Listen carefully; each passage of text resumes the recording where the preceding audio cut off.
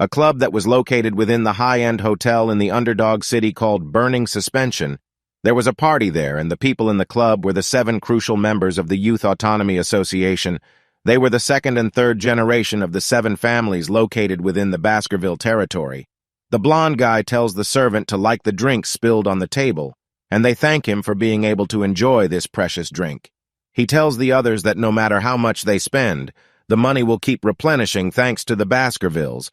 A man raises a glass saying it was easy to kidnap barbarians to sell, as the demand for slaves continues to grow, as the Baskerville only cared about territorial expansion. They talk about how this club was better than the ones in the capital, and that even the Baskervilles were protecting them as their personal hunting dogs. The blonde man calls the Baskervilles as idiots with swords, as they had caused them to take the blame as they destroyed a loyal clan called the Mesa Madinaro clan. And thanks to that incident, there were only 7 clans now. They continue to talk about the new deputy. The blonde man asks if they had heard of his name before, and that he had caused the scene when he first arrived at the age of 15. He thinks they should have some fun and teach Vakir lesson. They think about bringing the MC here and making a huge and expensive party, and once it's over, make him pay for everything. But say it was a joke so he won't bother them ever again. A servant appears in the room bringing out the female escorts. But one of them notices the MC and wonders if someone had ordered a male escort. The servant grabs his hair, asking him what he thinks he was doing here. The MC looks at him with murder in his eyes.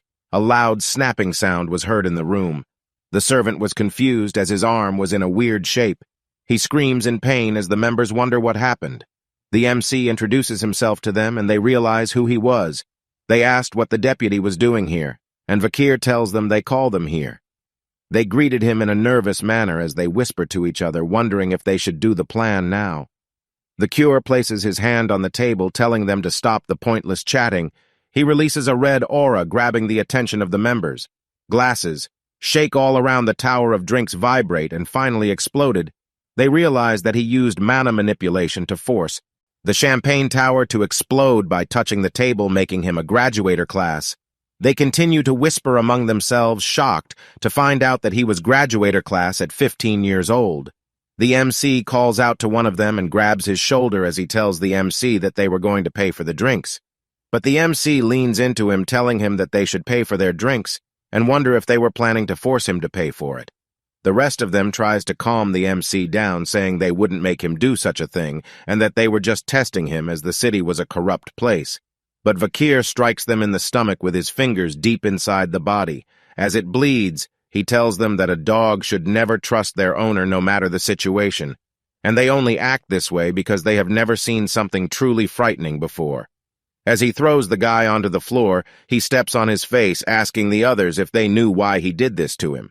They tell him that they knew why he did this, but the MC continues to step on his head and tells him that they would understand what he wants to do next, as he smashes the guy's head to pieces. They all stand up, asking the MC if he thinks that he will get away from this, while calling him a bastard. The killer leans face to face to another guy, as he knew they wouldn't understand. He lists up their crimes: abduction, kidnapping, illegal slave trafficking, insulting Baskerville, and a bunch of other crimes. He smacks the guy in the face, saying that animals don't learn until you teach them. He looks at them with a sadistic smile as his eyes glow, telling them that they were going to see what he can do to teach a disobedient creature a lesson deep in the underground dungeon. Vakir and Chihuahua are looking at something in disgust. A hand is seen on the bars, telling the MC if he thinks he would survive after pulling such a stunt. And then he would tell his father everything. He was the blonde man. He tells the MC that he will get out of here and kill him. Chihuahua asks the MC why he had them beaten so much. The MC asks him if he thinks this was too much. Chihuahua said that he can't turn people into a meat bag, but Vakir tells him that he hasn't even started yet. He walks towards explaining that the village hall was to manage wicked people, but they had turned it into a hideous organization, and based on their arrogant expressions, they still lack proper education. The MC tells them that once the sun set, he will execute all of them, shocking the blonde man. Chihuahua asks the MC if he was serious, and Vakir said he will bury those that associate with them. Hearing this, Chihuahua advises him not to do it, as their family will fight back. But Vakir tells him not to worry, as their crimes are tied to the criminals of Underdog City, and that he had his ways. This confuses Chihuahua. The MC looks at them and informs them of their charges. Human trafficking, kidnapping, bribery, blackmail, threatening a swath, and murder, the blonde man tells him that they didn't do those crimes, so the MC asks if they would accept punishment if there was evidence. Looking at them hard, he tells them they look like they did the crime, but have no proof. This causes the man to stutter. The MC thinks deeply what to do as a man enters carrying a bag. The bag was covered in blood and had a knife sticking out. The man tells the MC that his custom order was ready. The MC tells some great timing and good job. The bag revealed a bunch of tools covered in blood.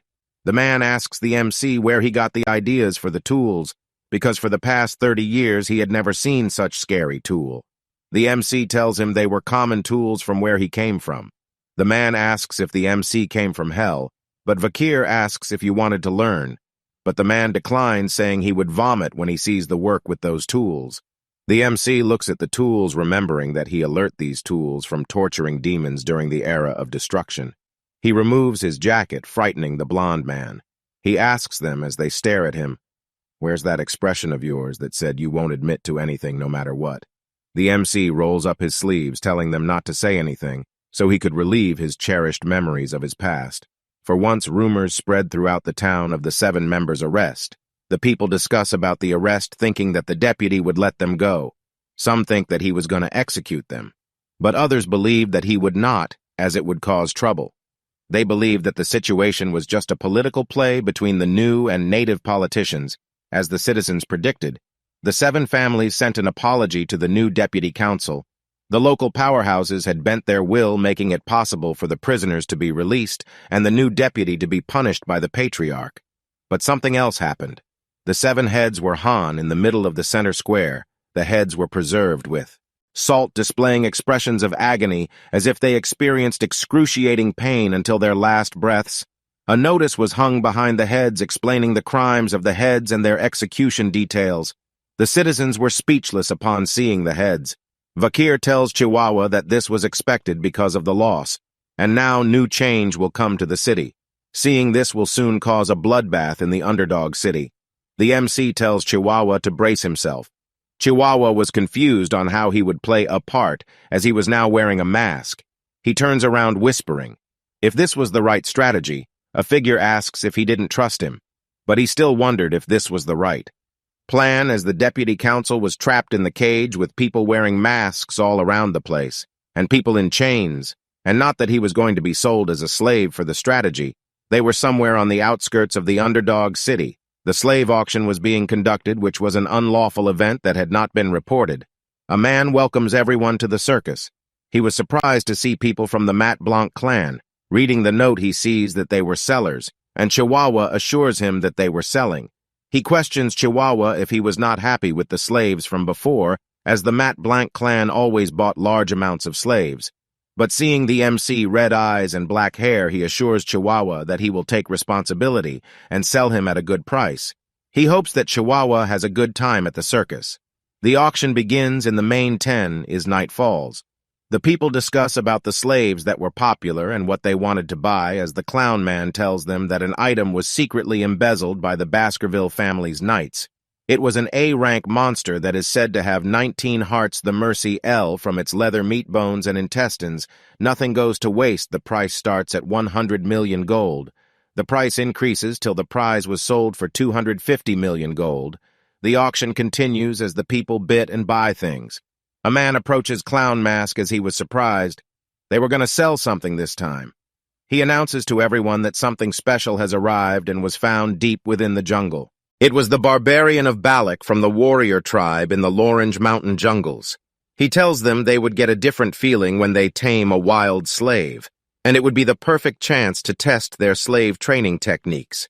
But he wonders why they had decided to sell this thing. He calls out for a bit, but no one responses.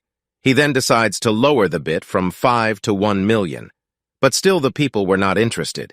He tells the huge man to get rid of it as no one wanted it. But the warrior struggles to free itself, so the huge man punches her hard, making her unconscious. He apologizes for the disturbance as they bring her to the back. As an apology, he decides to bring out the best product they had today. The MC walks in, catching the attention of everyone. He was wearing long hair. The clown mask introduces him as a rare item with black hair and red eyes, and looks for a high price. The people bid heavily amongst themselves, starting from 600 million gold, which surpassed what the clown mask was looking for. They argue among themselves as the bid kept on increasing to 900 million. But a single number raised the bid to 6 billion. This amount stuns everyone in the room. They see the man as Baron Gambino from the granary, that he had taken over the underground, allowing for him to gain immense wealth and power. The lady asks him if he was spending too much, but he tells her he can sell him at a higher price in the capital. But she tells him that 6 billion was too much, and he tells her to be quiet.